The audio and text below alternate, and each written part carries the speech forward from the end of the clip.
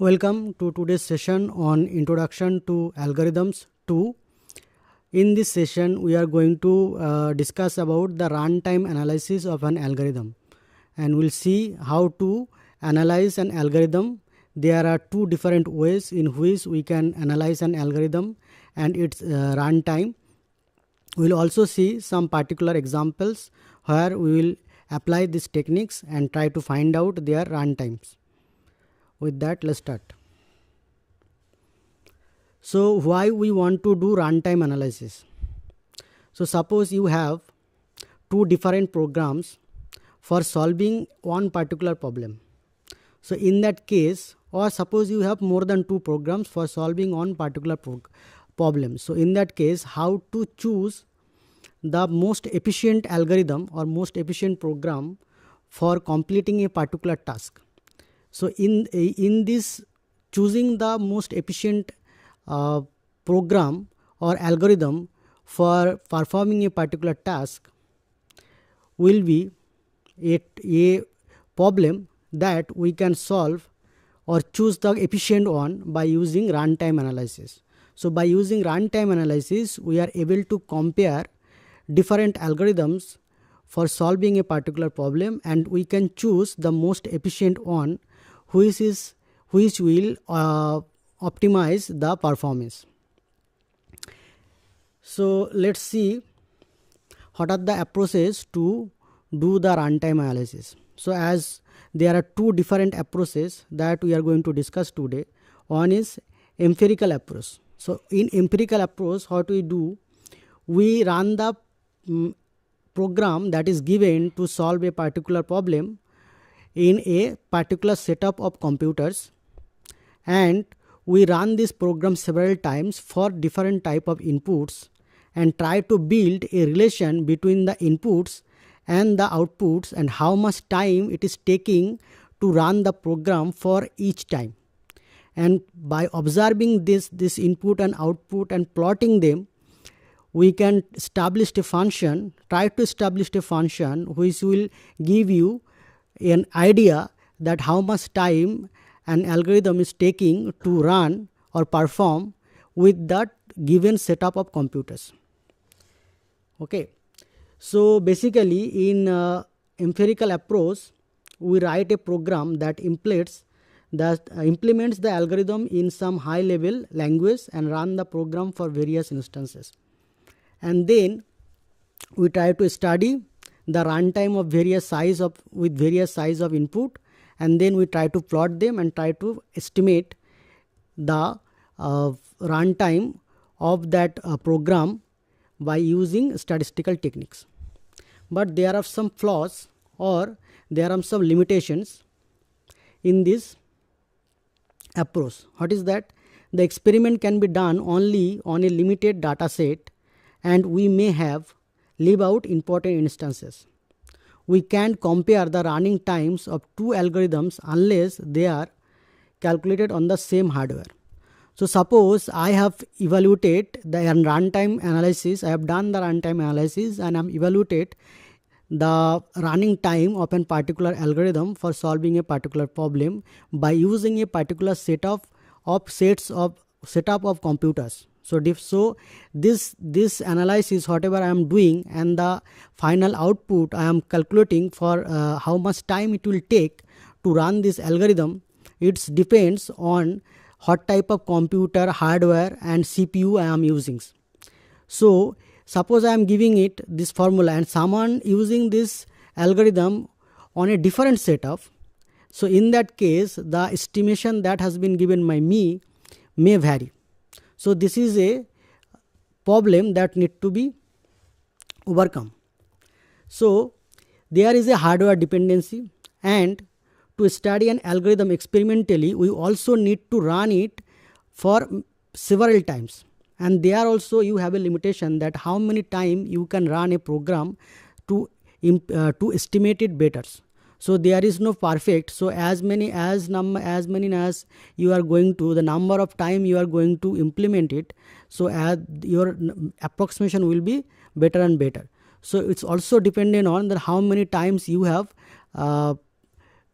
computed the runtime by running the program or algorithm in a particular setup of computers. So these are the limitations. The second approach is theoretical approach. In this approach, what we do not run the program in the computer or any particular setup of computers. So instead of running this program that has been given, what we do to analyze this program or algorithm, we try to find out, consider all possible inputs and execution paths. So basically, if you have a given program, we are try to analyze the program theoretically, that how many operations it have in this program, how many loops we are going to run, and what are the possible paths that can occur when this program is running. So it is independent of hardware and implementation details. It uses mathematical models to estimate runtime. And for this, we use primitive operations. That means instead of calculating the time, we are trying to calculate how many operations it's going to go through. So there are some primitive operations that we are going to list here, that is assigning values to a variable, calling a function, performing arithmetic operation, computing values, indexing into arrays, and returning values from functions. So these are some of the list of the primitive operations, and each operation, we are assuming that each operation will take constant amount of times for a particular setup of computers. Okay, so when we'll calculate the formula by using this theoretical measurement in theoretical approach, if this constant values are given, then we'll be able to calculate the actual runtime, and in that case it is independent of the computer, because I am giving the formula in terms of constants, and so in that way for different algorithms also I will give different formula in terms of constant. So the constants may be same for the constants may be same for a particular set of computers. So in that way, without running the program, we can compare them also. So let's see. So this is the assumption we are making that I've already explained. And instead of measuring the time directly, what we try to do, we count the number of primitive operations. So this is the most important part. We don't want to measure the time. We want to just count the number of primitive operation, and then we'll multiply it by constant. This constant is how much time it will take to compute. So that finally we'll get the actual time. This operation count is correlated to the actual running time in a specific computer setup, because each primitive operation corresponds to a constant time. This constant time may vary depending on different set of computers, RAM and other capabilities, but it will be same for different algorithms. So if I have to run 3 different programs to solve a particular problem, so suppose I have 3 different programs to solve a particular problem, okay, and for all 3 programs my setup of computers and other hardware restrictions will be same. So it is easy to compare also. And if I give this formula to anybody else and they also want to choose the optimize which is the best algorithm to choose, and then also they will be able to compare, because the constant are constants for a particular set of computers, and it provides a machine dependent measurement of efficiency. So runtime variation with inputs. Now there is also one limitations that we need to overcome, that is the runtime variation with inputs. So different inputs may cause different type of runtimes. For example, suppose we want to measure the runtime of insertion sort. So here we are trying to find out the output in a sorted manner. So suppose one input is given that is already sorted, and another input is given that is in reverse order. So obviously the first one will run quickly. So the first one will finish quickly, but the second one will take much more time compared to the first one. So the running time of an algorithm also depends on the input, what type of inputs that has been given. So to overcome this scenario, we analyze worst case scenario. That means we are trying to give an upper bound of running time. So in worst case, what is the maximum amount of time an algorithm can take? So that is what we are trying to determine here. So determines the maximum time an algorithm can take. So we are trying to give a bound. So we are trying to do worst case analysis. For example, insertion, that you've already seen, insertion sort with reverse sorted input. We'll also do best case analysis and average case analysis. So by doing worst case analysis and best case analysis, we'll be able to find out a bound. So instead of finding exact running time analysis, since it is difficult, since the runtime analysis also depends on the input, so we are doing this. We're trying to find out this bound, that is worst case scenario and best case scenario. Now let's see an example. So here this algorithm is given in the form of PCD code. This is the algorithm for insertion sort, and we are trying to compute the how many primitive operations that has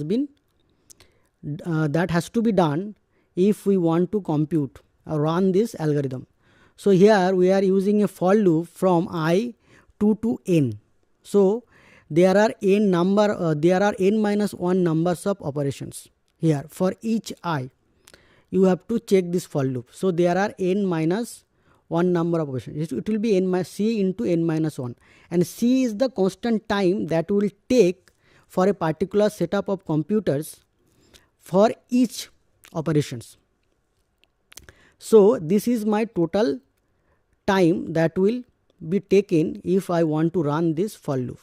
And under this for loop, if I want to compute this operation, so since the for loop is running n minus 1 times, so here also it will take n minus, it will be also repeated n minus 1 times, and it will be also repeated n minus 1 time. So C1, C2, C3, these constants are dependent on the setup of computers, and this n minus 1, it will be n minus 1. So n minus 1 is the number of operations that need to be performed. So by multiplying C1 into n minus 1, we are getting total number of time. Here also we are getting total number of time. Here is another while loop, and we are assuming that for each while loop, this loop will be for each j. For each j, this loop will be tj times. Okay, so for each j, this loop will be repeated. So this is a nested loop. First we have to run for loop, then we have to run while loop. So this is a nested loop. So I was assuming for each j we have to operate tj times. So obviously this is and there are this j starting from 2 to n. So this will be total number of operations that need to be performed, and this is the constant.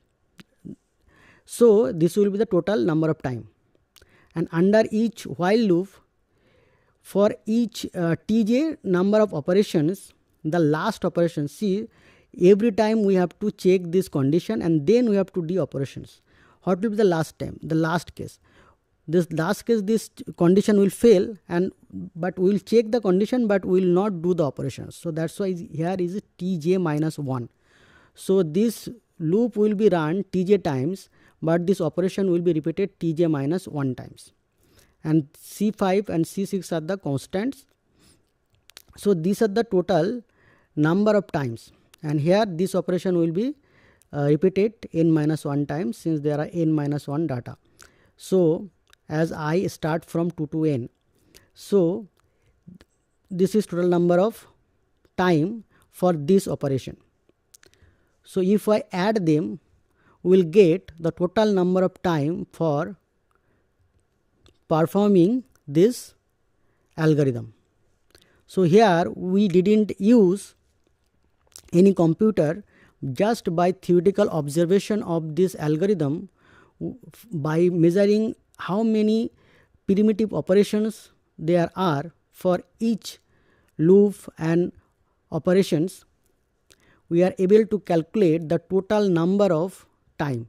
So these are the operations, and then we also have multiplied this constant time for each operations. So this is how we are calculating the total number of time that is required to perform a particular algorithm. Okay. Now let's see the base case scenario. In the base case scenario, what will happen if your loop, your given data is already shorted, so it will never enter in this while loop. Okay. So your Tj will be 1 always, and this task will be never done, because your while loop is not, the condition of while loops will not be satisfied. So it will just omit this part, jump this part, because your loop is already shorted, no need to perform this loop. So the Tj will be 1, just first time it will check the condition, so Tj will be 1 and it will not enter within the while loop, so this task will not be performed. So what will happen, you will get this, you will get this. This is the base case scenario: C1, C2, C3, C4 and then Cn. We have just put it Tj equal to 1, and the other two constant, this, since these tasks are not performing, so we have omitted these two. So this is the total number of time for the base case scenario. Now these are constant. If you add them, I'm assuming this is A and assume this is B. So this is the total number of time that we are going to need to perform this operation. So this is how we can analyze an algorithm and calculate the runtime of an given algorithm. And we are going to also calculate the worst case scenario. So this is the base case scenario. That means this will be the lower bound. This is the worst case scenario. It will be the upper bound, the maximum amount of time that this algorithm can take to perform. Okay. So in the worst case scenario, we have this summation. We need to calculate this summation, and this summation. This is simple summation of natural numbers, so we can easily calculate it by using formulas. So this will be the summation of j, this will be summation of j on minus 1. If you put this and simplify it, you will get this, after assuming those summation of constant as a on, b on and c on. So t1 will be less than this. So t1 grows slower than these polynomials. So this is my upper bound for worst case scenario. So this is the maximum amount of time this insertion sort can take. So this is how we can do the runtime analysis of a given algorithm, and we have seen the base case scenario and the worst case scenario. Now we are going to introduce some notations. We don't want to write this whole expression. Instead of writing this whole expression, we want to make it present more simpler way. So for that we are introducing a notation, that is big O notation. So express the upper bound of the algorithm's runtime. We just want to ignore the constant factors and the lower order terms. So we don't want to mention these constant factors, because these are depends on the given setup of computers, and we also don't want to mention these lower order terms because they don't contribute much. So for this we are introducing these big O notions, and let's see what is the definition. Suppose you have a function of fn, that means n is the number of inputs. So suppose you have a function of fn and another function gn, and these two functions are satisfying this relation, fn is less than equal to some constant into gn. Then we will say that fn is order of gn. For example, if fn is less than equal to some constant, if f of n is less than equal to some constant, so here gn equal to 1, that means we will write fn equal to order of gn. What does it mean? Does it mean this is the upper bound, maximum amount of time? So then fn is a bounded function. So this is big O notation. This big O notation gives us upper bound of the function. For example, suppose this is your fn. So in that case, this function is less than equal to, if we multiply this n square with some big constant, it will be always less than equal to some c into n square. So this function is order of n square, ignoring the constants and lower order terms. So if I apply this concept in our insertion sort, then we will have that it is of order n square, meaning it increases quadratically. We can see more examples. So order 1, that means constant time. It will take constant time. Order 1 means it will take constant time, the maximum amount of time that it can take. Order of log n, logarithm time. So similarly, you can see different cases may occur for different type of algorithms. So here, if you want to perform the binary search algorithm, and in that case, if you want to find out the upper bound for that, so all those things we will see later, but these are the examples where you will see this type of upper bounds. Okay. So when we are using this notation upper bound order of n square, the natural question comes, that is, can it be order of some less numbers? That means, can fn be order of n also? Okay, that means fn is less than equal to c of n square. So can fn be less than equal to c of n also? That question may come. So to avoid this, to make it more accurate, to avoid this, to answer this question and overcome this problem, we introduce one more notation. So these notations, you may use any one of them as per your requirement. So depending on the case, that which information you needed to compare your algorithms. Okay, so we are introducing this big omega notation, big theta notation. We are introducing this big theta notation to address this problem. And here you can see this notation. So fn is bounded by both ways. It has a upper bound, it has a lower bound also. So suppose fn and gn are given, okay, and here n is the input size, and this fn and gn are satisfying these conditions, then we'll say fn equal to this order of gn, and this notation is theta, capital theta. Now note that if you just concentrate on this part, you will just consider on this part, then as per the definition of big O, fn can be written as order of gn. So obviously, note that if fn equal to order of this theta, then it can be also written order of gn, this big O notation. And obviously, we can also find out the lower bound, and for that we use this omega. So here we are also trying to find out the lower bound only, and for that we are using this notation. So that means fn is greater than equal to c of gn. So in that case, we will write f equal to omega of gn. So this big O gives an upper bound. This notation exact bound, meaning the algorithm grows at this rate, and this notation gives you the base case scenario, that means the lower bound on runtime. Importance of using asymptotic notations. So comparing different sorting algorithm using big O notation, we can compare by finding out their upper bounds and we can choose the most efficient algorithm by comparing them. And this is the summary key takeaways. So runtime analysis helps compare algorithms. Worst case analysis is commonly used. Asymptotic notation simplifies complexity expression, and choosing efficient algorithm is crucial for performance optimization. And with this, that's all for today's session. But I'll also like to mention that this presentation has been prepared by using these two books. So these are the references that have been used, and you can also see these books for more information. Thank you.